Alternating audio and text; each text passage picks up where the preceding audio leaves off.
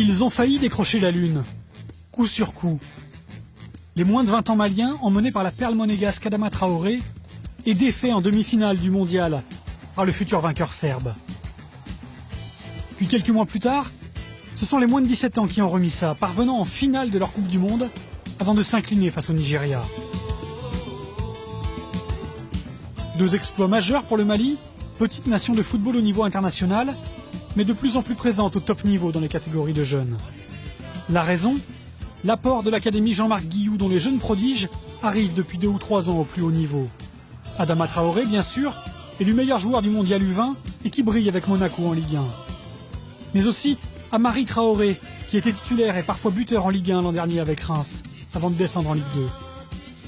Ou encore Youssouf Koné, ou Yves Bissouma, qui pointe le bout des crampons à Lille, après avoir, pour le dernier nommé, qualifié le Mali dans les dernières minutes pour la finale du CHAN 2016.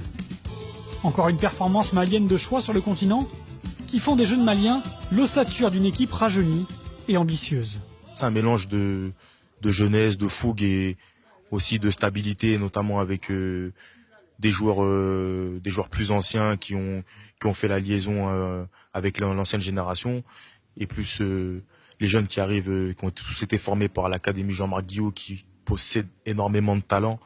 Croyez-moi que j'ai rarement vu des joueurs aussi talentueux que ça, et ça fait plaisir de voir, on va dire, que le Mali avance vers ce pas-là, et franchement j'ai confiance pour l'avenir, parce que ces jeunes-là ont énormément de qualité, de potentiel, et ils nous font énormément de bien lors des matchs, et faut faire attention à eux, toujours leur parler, les mettre en confiance, parce que de temps en temps ça peut devenir euphorique, mais c'est pas bien méchant.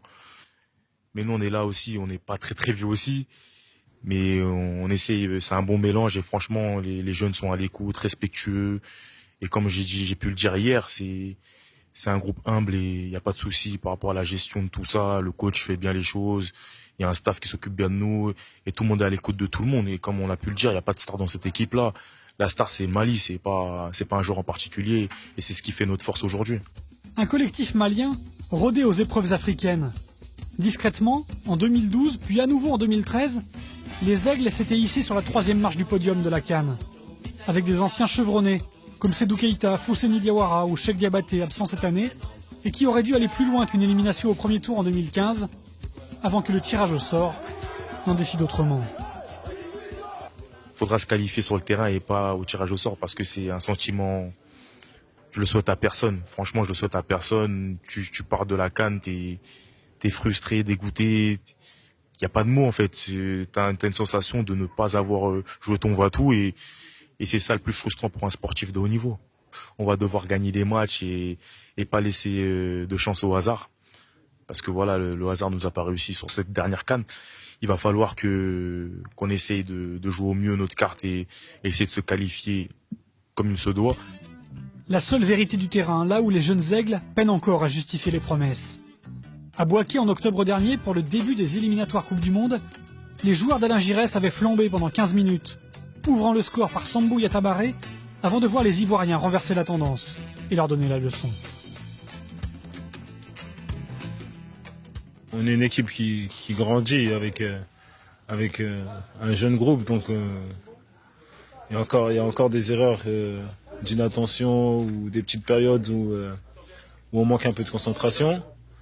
Mais on a toujours le côté positif, parce qu'on se bat, on construit des belles choses, et on peut qu'avancer comme ça. Avancer. Derrière ces jeunes leaders, le capitaine Silla, les frères Yatabaré ou Mola Wagué, les nouveaux lieutenants d'Alain Giresse, qui vont devoir apprendre à vitesse grand V pour sortir d'une poule D très relevée.